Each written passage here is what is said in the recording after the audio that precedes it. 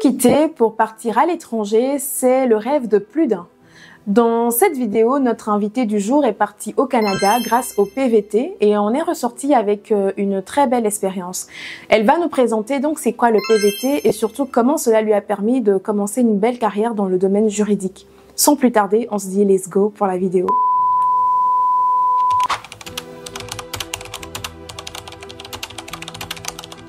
Eh bien, bienvenue sur Faniel Satch. Si vous êtes nouveau ou si vous me connaissez déjà, vous savez que je suis conseillère pédagogique en orientation et formation et que précédemment j'ai travaillé en tant qu'assistante sociale puis comme conseillère en insertion socio-professionnelle. Donc aujourd'hui, comme je vous le disais dans l'introduction de cette vidéo, j'ai une invitée spéciale qui va nous partager un peu son parcours dans le cadre du PVT. Elle va nous dire c'est quoi le PVT, elle va nous dire également pourquoi elle s'est lancée et qu'est-ce qui l'a conduit en fait finalement à cela. Et donc comme c'est un nouveau format que je n'ai jamais proposé sur la chaîne, je vous prierai d'être super bienveillant avec nous, que ce soit dans les commentaires ou autres. Et également voilà, de réserver un très bel accueil dans les commentaires également pour notre invitée, hein, parce qu'elle le mérite. Et voilà, sans plus tarder en fait, je vais lui donner la parole pour qu'elle nous explique tout et qu'elle nous dise tout. Bienvenue Sifa. Merci Fanuel. Comment tu vas? Je vais très bien et toi? Ça va, ça va. Écoute, présente-toi déjà et puis après on va rentrer dans le vif du sujet. Ok, parfait. Je m'appelle Sifa Stéphanie, j'ai 31 ans, je suis juriste et c'est un réel plaisir pour moi de venir partager mon expérience PVT avec toi sur cette chaîne et avec tout le monde. Ok, je suis contente de t'accueillir aussi. Pourquoi tu t'es lancée en fait dans le PVT? Alors, d'abord, je vais commencer par t'expliquer ce que c'est que le PVT. C'est donc le permis vacances-travail. Et dans le cadre de la Belgique, je vais me focaliser sur la Belgique parce qu'on est en Belgique. Ouais. C'est donc un permis qui est accordé aux jeunes qui ont entre 18 ans et 30 ans afin de pouvoir avoir une expérience internationale, tout simplement. Ok. Et pourquoi tu t'es dit à un moment donné, je vais faire le PVT en fait? Ok, parfait. À l'issue de mes études, j'avais du mal à trouver du travail. Et je me suis dit, pourquoi ne pas tenter une expérience internationale? Dans le cadre du PVT, on a le choix entre 5 pays, l'Australie, le Canada, la Nouvelle-Zélande, Taïwan, la Corée du Sud. Et je crois que j'ai oublié un pays, je ne sais pas c'est lequel, mais en tout cas, c'est 5 pays. Australie, Canada, Nouvelle-Zélande, Taïwan, Corée du Sud. Ok, parfait. On les a tous. Et donc, on a cette possibilité pour une durée d'1 an, non renouvelable. Je précise que c'est non renouvelable, mais il y a une possibilité de renouveler son année, mais en passant par un organisme qui est reconnu par le gouvernement, mais ça coûte beaucoup plus cher. Donc, on peut dire combien par exemple? Aux alentours de $1000 et plus. Ah oui. En effet. Okay. Donc, mais si on passe par le service, je vais donner mon exemple du Canada. Je suis passée donc par le service Immigration Canada, IRCC, le site officiel. Je crois que j'en avais pour à peu près 300 €, pas plus, oui, pour la procédure. Ok, d'accord. Et est-ce que c'est quelque chose que tu recommanderais, par exemple, à des jeunes? Est-ce que tu trouves que c'est quelque chose d'important à faire? Est-ce que il faut passer par là absolument ou pas? Je recommande cette expérience aux jeunes pour la simple et bonne raison que ça permet une ouverture d'esprit, de découvrir une nouvelle culture également, de pouvoir découvrir comment est-ce que les autres, comment ça se passe dans un autre pays au niveau de la culture du travail. Moi, j'ai été agréablement surprise parce que j'ai pas eu du mal à trouver du travail au Canada en 3 semaines.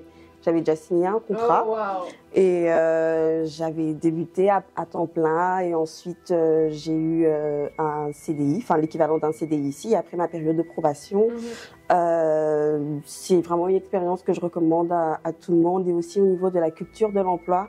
J'ai constaté par contre, c'est un point négatif, mais la protection contre le licenciement est assez faible. En fait, on peut se faire licencier du jour au lendemain.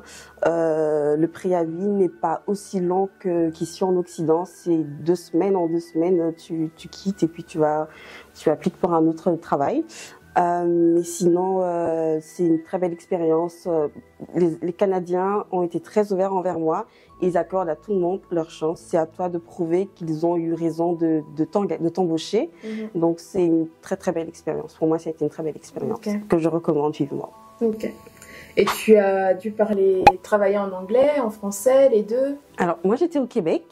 Au Québec, c'est majoritairement le français, mais j'avais également cette opportunité de pouvoir travailler avec des notaires qui étaient anglophones. Donc, ça me permettait également d'avoir un premier contact, non seulement avec les clients anglophones, mais aussi avec les notaires, d'échanger de temps à autre en anglais. Et ça aussi, ça ouvre l'esprit. Du coup, tu as un nouveau vocabulaire. Le vocabulaire juridique anglais qui commence à entrer et ça m'a permis de m'épanouir tout comme en français qu'en anglais. Vous entendez, hein? L'anglais, le français, c'est hyper important. En effet. L'anglais surtout. Ça vous permet, ça peut aussi vous permettre en fait d'élargir vos horizons. Donc si vous nous écoutez, n'hésitez pas à trouver les moyens d'apprendre en fait, ou je sais pas, comment on dit, improve your language and so on. So voilà. Yeah. C'est super important. Mais est-ce que tu peux nous expliquer un peu les critères en fait qu'il faut respecter? Parce que je pense que les personnes qui vont nous regarder, il y aura certainement des personnes qui ont entre 18 et 30, en effet, qui auront envie de vivre aussi cette expérience. Quels sont les critères qu'il faut respecter? À quoi est-ce qu'il faut faire attention, par exemple? Alors, au niveau des critères pour pouvoir être éligible au programme, comme tu l'as très bien mentionné, il faut avoir entre 18 ans et 30 ans, ne pas avoir bénéficié du programme au préalable. Et ensuite, donc, on ne peut pas faire ça deux fois? Non, c'est pas possible de le faire deux fois. Et il faut également dans le cadre de la Belgique, pour aller au Canada, parce que là, du coup, c'est un peu l'endroit où je viens, il faut pouvoir prouver qu'on a au minimum 2500 $ pour pouvoir subvenir à ses besoins sur place. Et également avoir un billet aller-retour, parce que le but, c'est pas de s'installer, en effet. Donc, tu dois prouver que tu as ton billet retour, ou si tu n'as pas ton billet retour, au moins les fonds pour payer ton retour. Et il y a également l'assurance qui est indispensable. Il faut savoir que... Donc, toi, tu dois prendre une assurance? Une assurance complémentaire PVT. Moi, j'en avais pris un, mais c'est pas son assurance mutuelle, enfin habituelle ici en Belgique. C'est une autre assurance qui est réservée aux PVTistes. Et cette assurance te couvre durant tout ton séjour. Et si tu prends, on va dire, on t'a délivré ton PVT qui est valable 1 an, tu ne peux pas prendre une assurance pour 2 mois. Qu'est-ce qui va se passer? Quand tu vas arriver à l'immigration, au niveau de l'immigration canadienne, ils vont te délivrer ton PVT que pour 2 mois. Donc, il est important de prendre une assurance qui est valable durant toute la durée de ton PVT, donc 1 an. Et cette assurance te couvre. C'est très important. Pourquoi? Parce que moi, quand j'étais là-bas, j'ai eu un petit souci de santé et je crois que j'avais des frais pour environ 600 $ et j'ai payé. Enfin, il faut payer bien évidemment.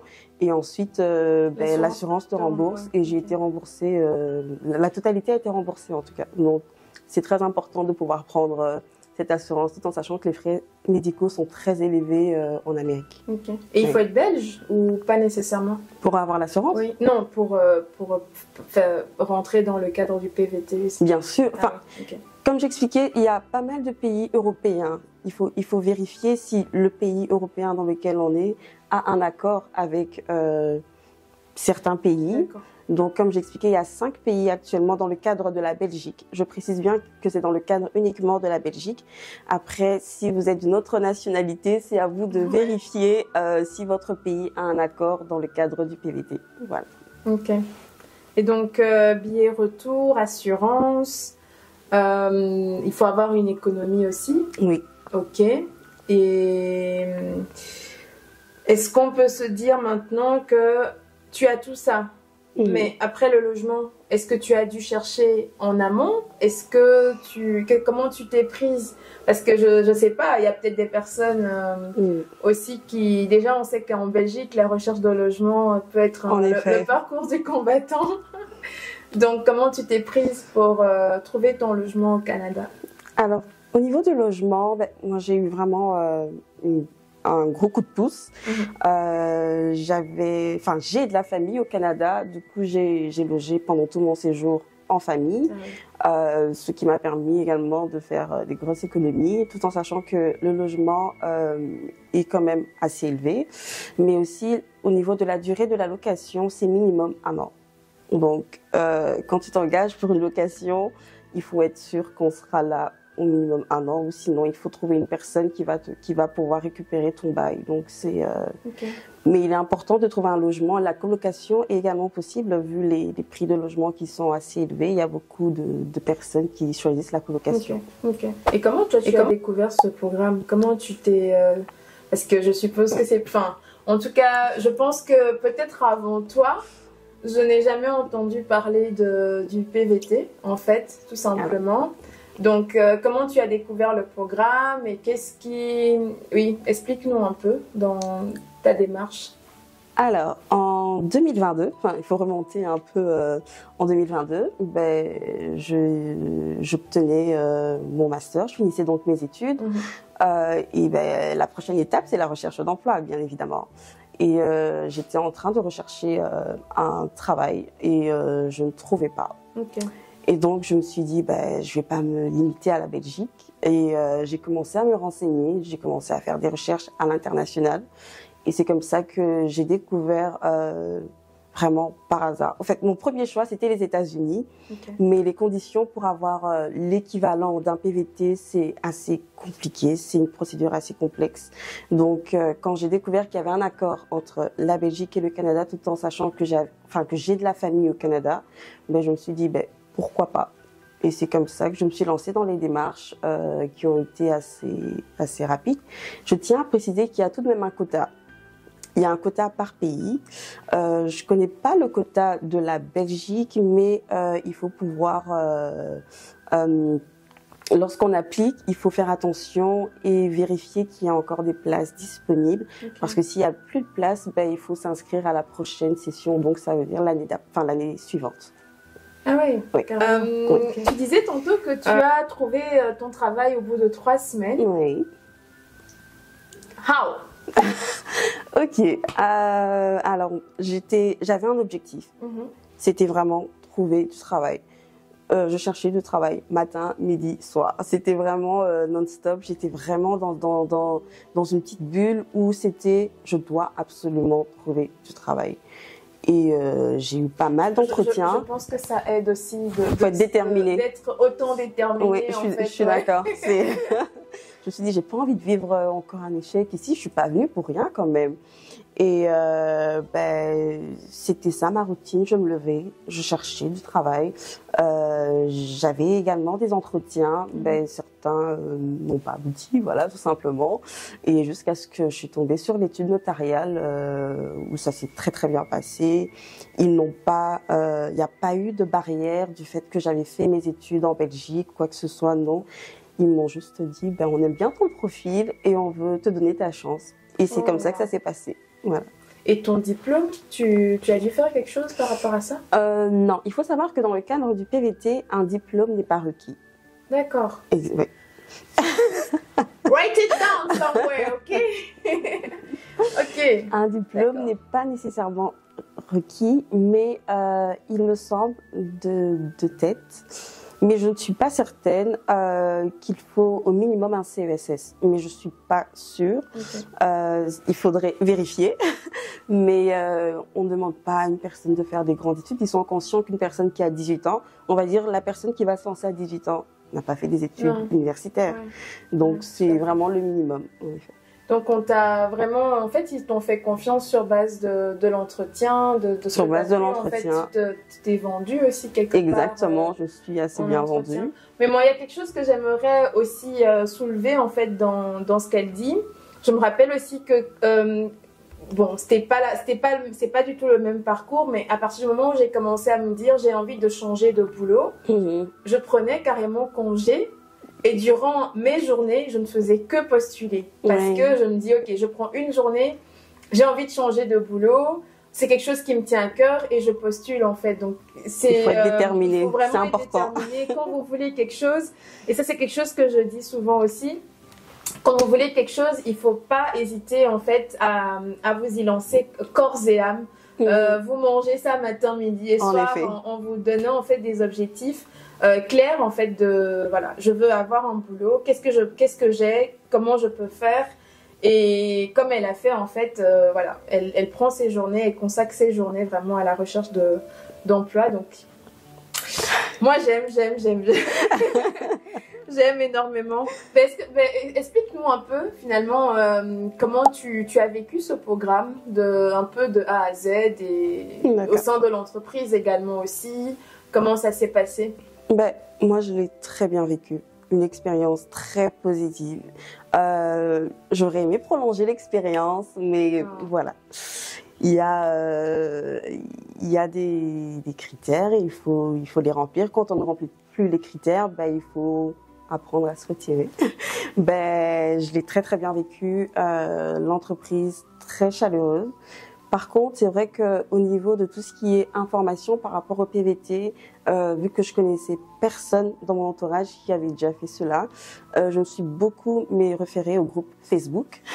C'est là que je découvrais pas mal d'informations. J'avais rejoint un groupe Facebook sur le PVT Canada. Ah oui. Et c'est là que les personnes diffusaient des informations et sur base des informations, j'améliorais ma candidature et ça a été vraiment très très positif pour moi, même au niveau de la recherche de l'emploi, de la culture de l'entreprise et je pense que j'ai eu beaucoup de chance avec cette entreprise. Parce que ça s'est très très bien passé. Ils voulaient me garder, mais je pouvais plus à cause de cette condition que l'on sait, voilà, de la validité du PVT qui est 1 an. Donc, au bout des 1 an, je devais partir. Je suis revenue ensuite en Belgique, mais sinon ça s'est très très bien passé. Mes employeurs étaient très très ouverts. Et il faut savoir aussi qu'au Canada, ils sont très ouverts d'esprit. Donc, ils ont vraiment cette facilité à engager des personnes qui viennent de divers horizons. Et c'est assez bien, c'est assez génial. Okay. Et qu'est-ce qui se serait passé si tu étais... si tu décides en fait, tu décidais de rester au Canada, malgré par exemple... la validité, la fin de validité de ton PVT.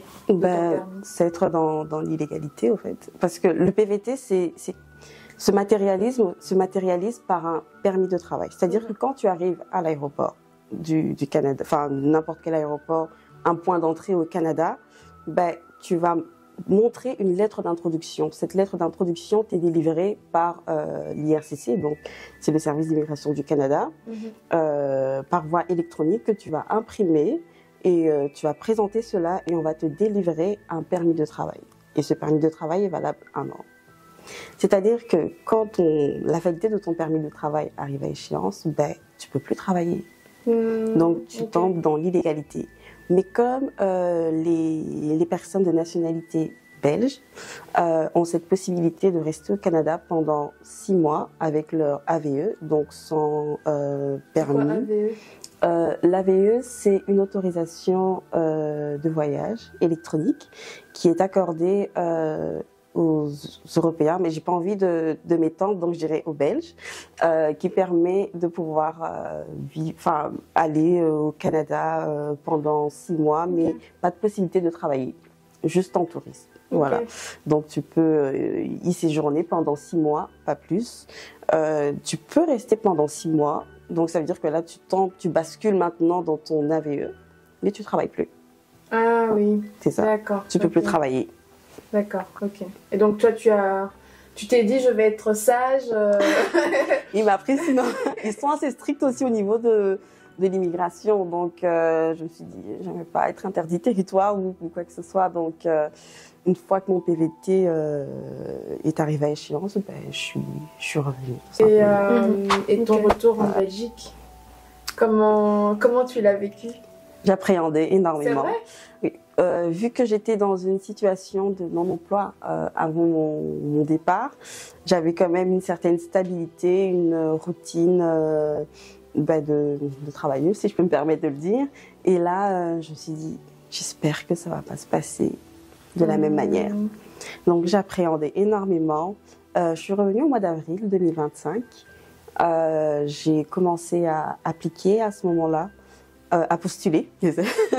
Appliquer, elle est partie au Canada et ça y est, elle nous dit appliquer. Bon, on va dire postuler, voilà.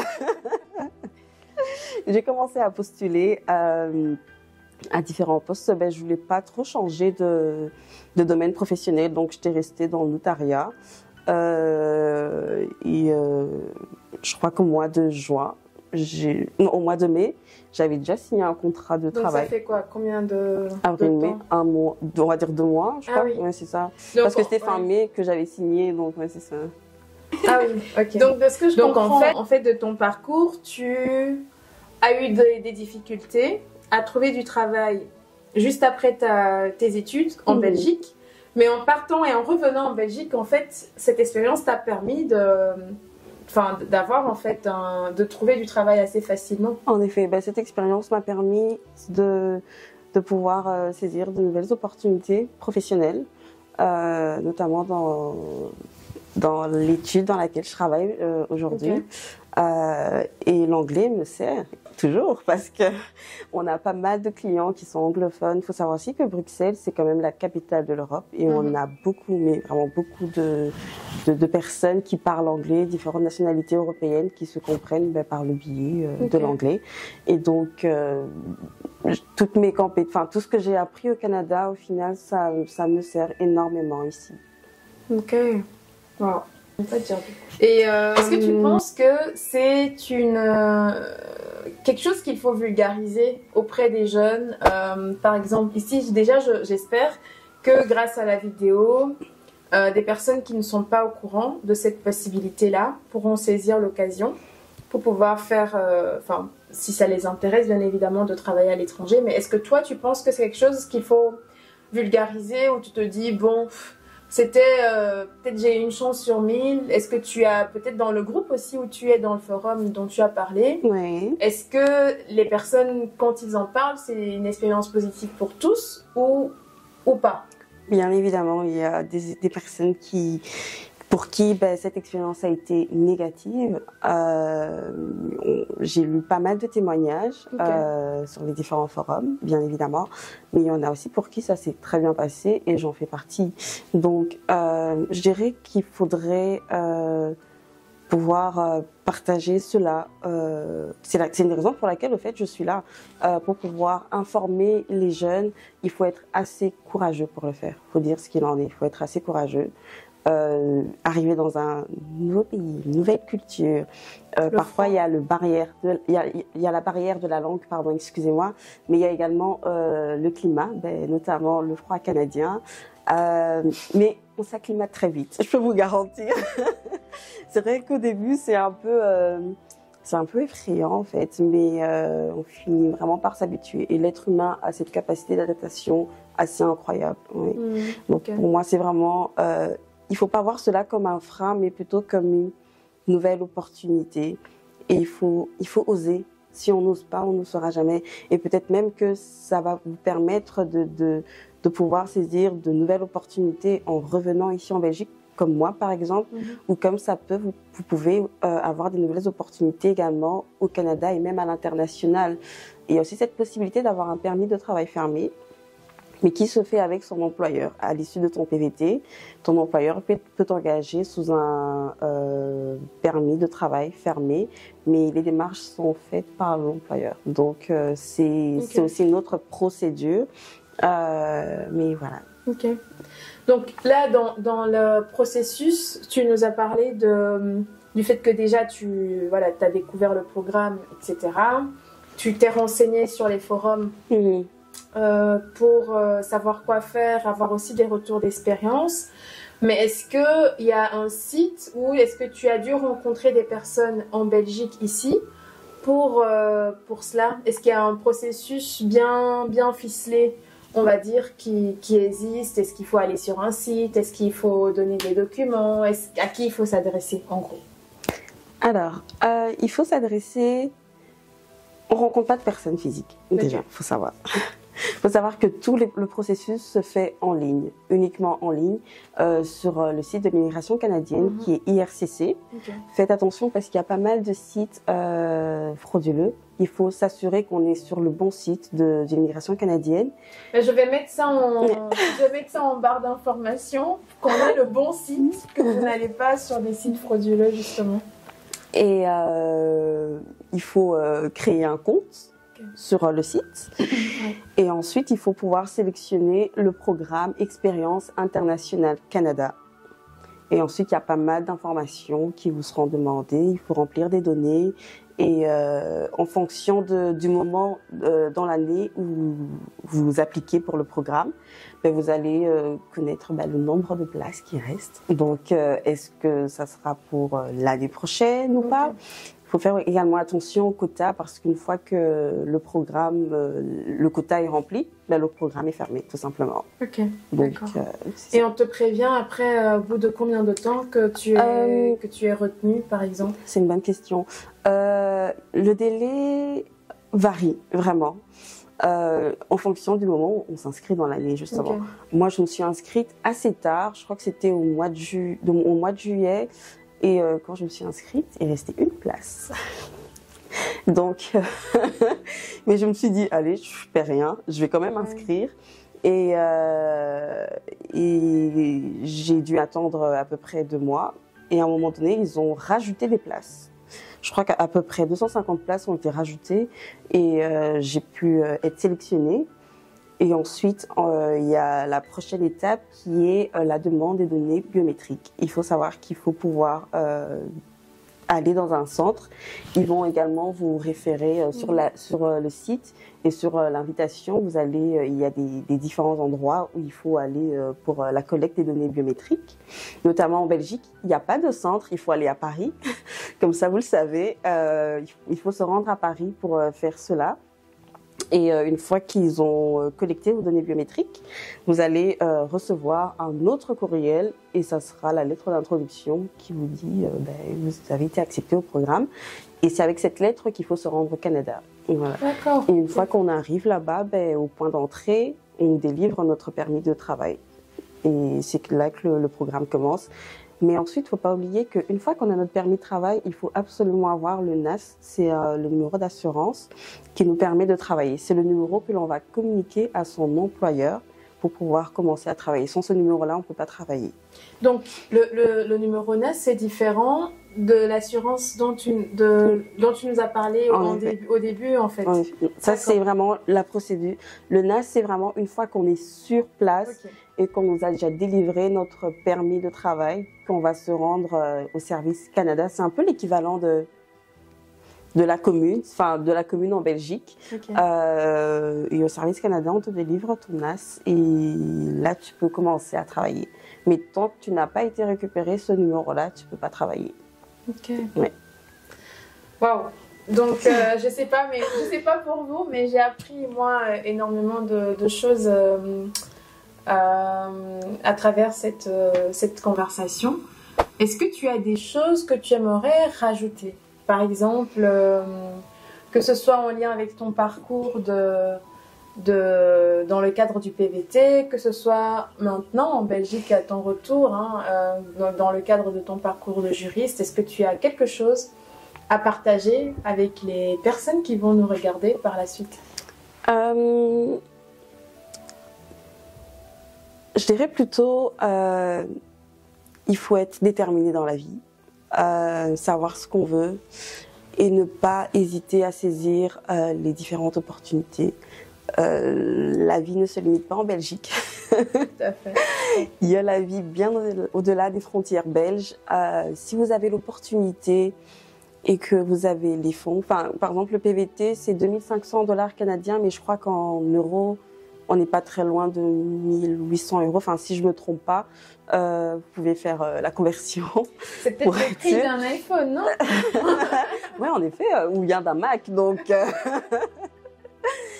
Donc n'hésitez vraiment pas. Je sais que ce qui pourrait freiner beaucoup de personnes, c'est le logement. Mais il y a la colocation qui est également possible. Mais n'hésitez vraiment pas à expérimenter de nouvelles choses. Culturellement parlant, vous apprenez pas mal de choses, vous découvrez une nouvelle culture, vous découvrez aussi votre personne. Enfin, moi, j'ai appris aussi à me redécouvrir pendant cette expérience. On est loin de la famille, loin de ses habitudes, et ça nous permet aussi de nous refocaliser sur nous-mêmes pour savoir ce qu'on veut réellement dans la vie. Et je recommande vivement si vous avez la possibilité, je vous recommande vivement ce programme. Voilà. Eh bien, merci Sifa Stéphanie. Merci à toi. Pour ton partage et j'espère qu'on te reverra sur la chaîne. Ben, si tu m'invites, je reviendrai. On pourra t'inviter peut-être pour aussi parler de ton parcours de juriste finalement. Qu'est-ce que tu fais concrètement dans ton travail? Quels sont ce que tu vis en fait au quotidien en tant que juriste. Mais ce sera pour une autre vidéo. Donc n'hésitez pas à me mettre en commentaire si vous êtes intéressé de savoir un peu plus. Pas sur le PVT, parce que si je voulais faire ça, on allait avoir une vidéo hyper longue. Ouais. Donc si vous êtes intéressé de connaître aussi son parcours, qu'est-ce qu'elle fait concrètement dans sa vie de juriste, quelles sont les études qui lui ont permis d'arriver là, enfin, etc. Qu'est-ce qu'elle fait concrètement? Mettez-moi ça en commentaire et on trouvera un autre moment pour pouvoir tourner une autre vidéo, pour en parler. Et je vous remercie pour le temps que vous nous avez accordé. Et je vous remercie également pour vos partages. Déjà, n'hésitez pas à partager cette vidéo, par exemple, à une amie, un proche, un frère, une sœur, parce que ça peut toujours aider. Elle l'a découvert par pur hasard, mais voilà, vous l'avez eu l'information maintenant, donc vous pouvez aussi permettre à une personne d'avoir l'information et de faire les démarches aussi. Et n'hésitez pas à poser des questions en commentaire. Même si je n'ai pas les réponses, je vais lui transférer les réponses, donc on pourra toujours avoir des éléments de réponse pour compléter la vidéo. Et donc, sans plus tarder, je vous dis à très bientôt pour notre prochaine vidéo. Salut! Merci!